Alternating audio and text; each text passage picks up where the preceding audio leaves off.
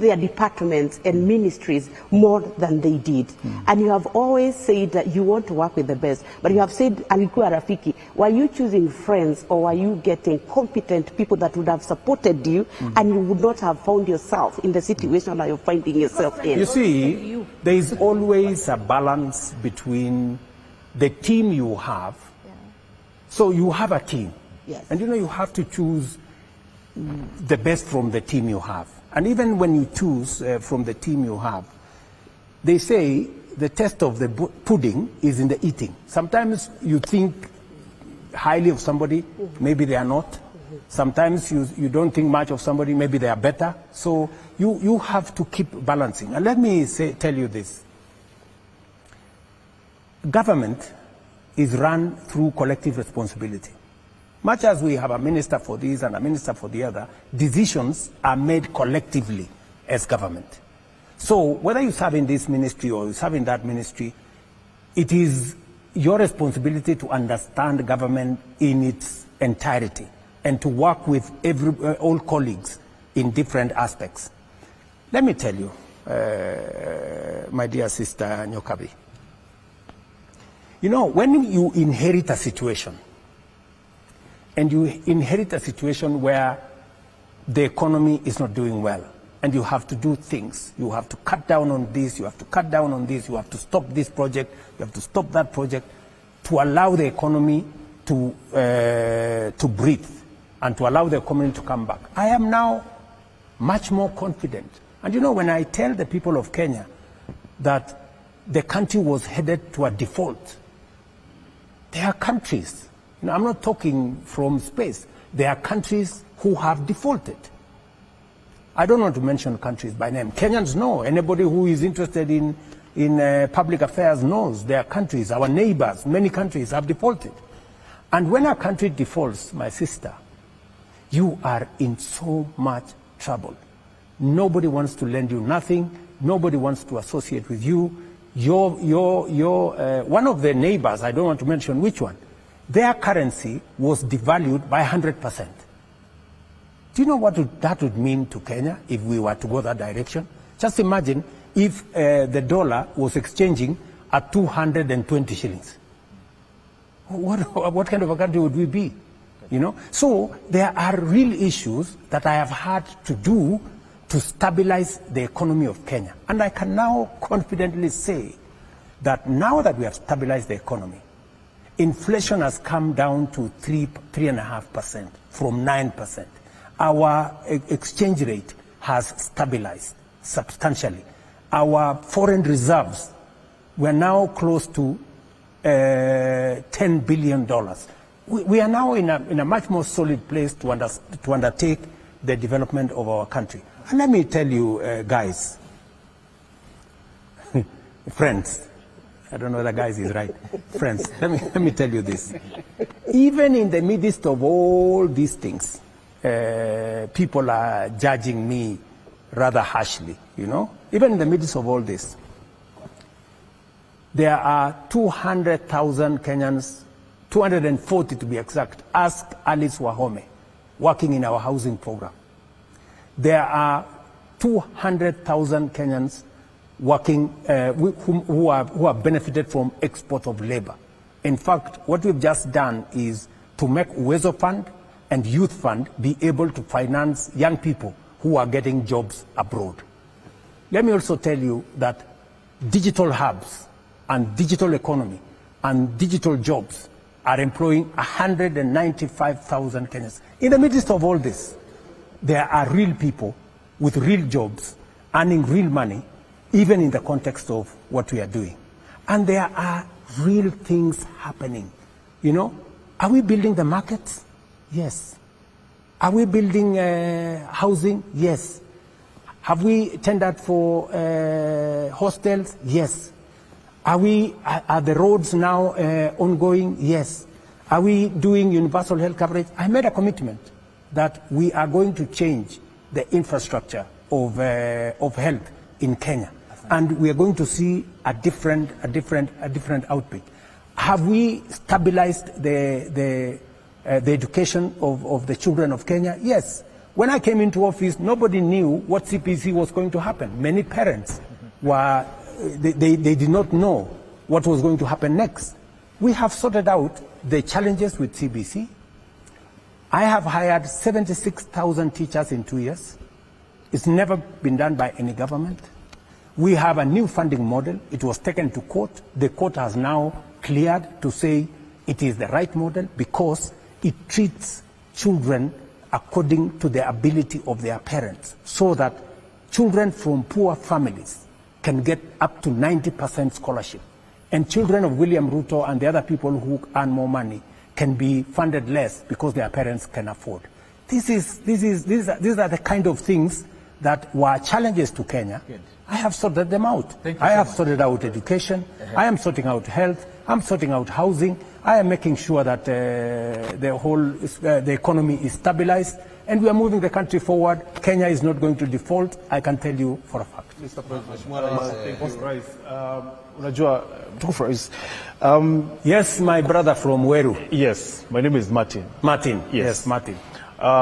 Kuna swali ambalo dadangu hapa ameuliza na hujajibu. Ningeomba ujibu tafadhali kwamba mawaziri unawabadilisha mpaka sasa a record 3 times in a ministry, Mheshimiwa Rais, kwa miaka miwili. Sidhani kwamba yule waziri kwamba kama atakuwa ametulia hata kufanya kazi ama utakuwa umempea nafasi ya kufanya kazi.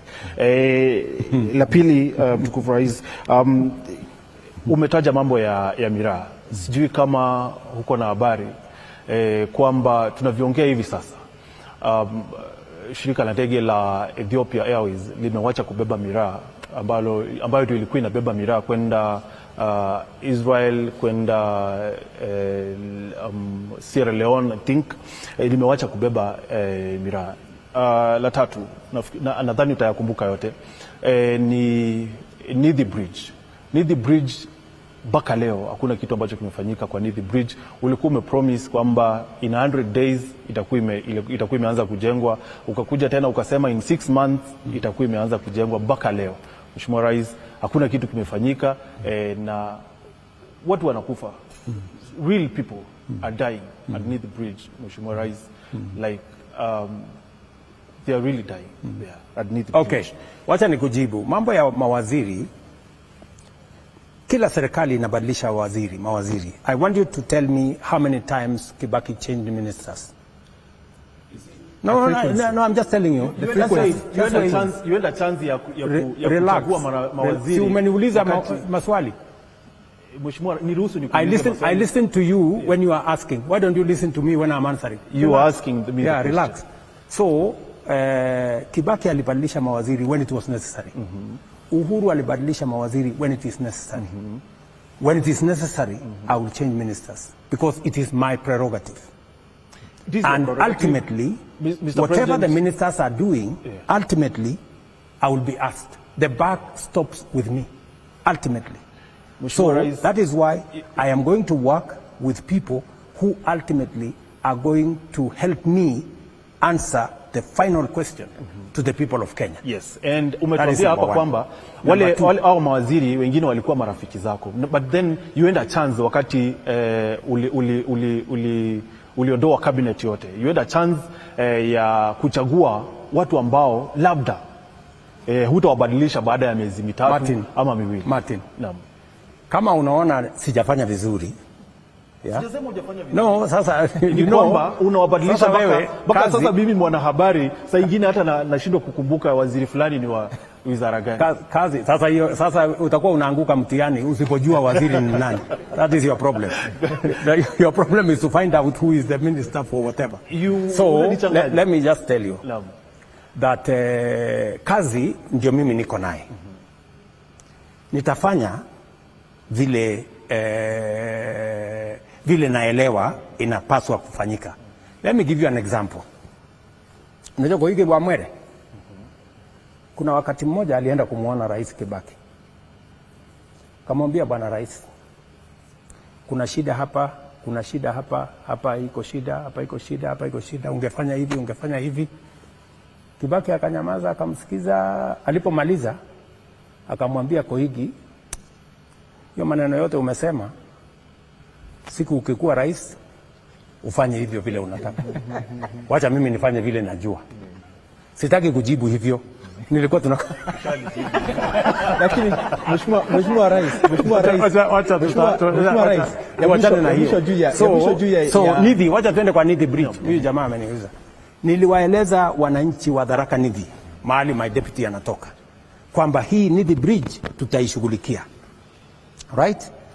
Ukiuliza Kinoti wa Kera, ukiuliza engineer Kungu wa Kenha, kama I have given them the assignment to do it and to figure out how we are going to work on that bridge, they will tell you there is 2 solutions to that bridge. One will cost us 5 billion shillings, and they have designed how it's going to happen. The other one is going to cost us 50 billion shillings, and they have told us to make a choice between, are we going to do one that is going to cost us 5 billion? Are we going to do another one, or the other one that's going to cost us 50 billion? As to us having a plan on how that is going to be done, we have a plan.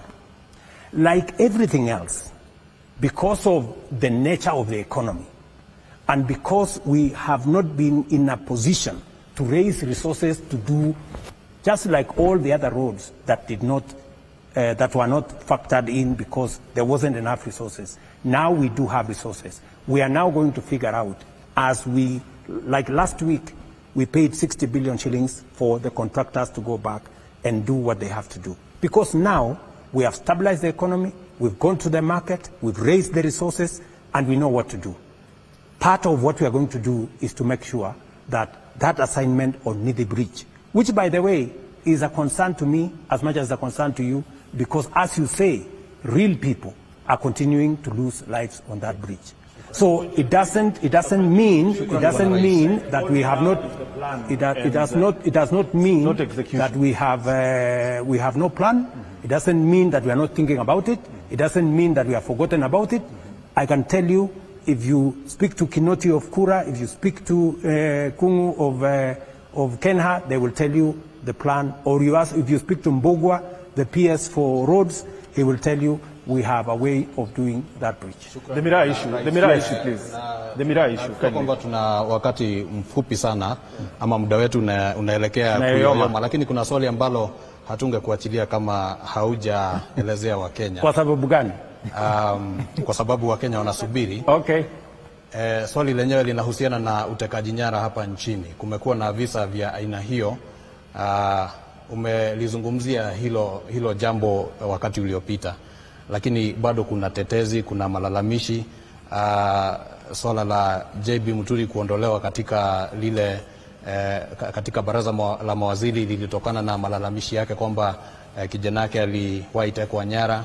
Tungependa tusikie msimamo wako na wa serikali, na pia ukimalizia Mheshimiwa Rais, uhusiano wako na aliyekuwa mwenyekiti wa kamati ya bajeti Dende Nyoro, mbunge wa Kiharu.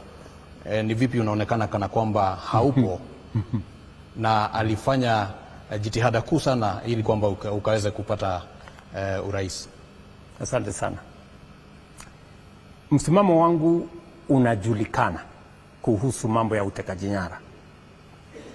Pale nyuma kuna wananchi wengi sana walipoteza maisha yao kwa mauaji ya kiholela.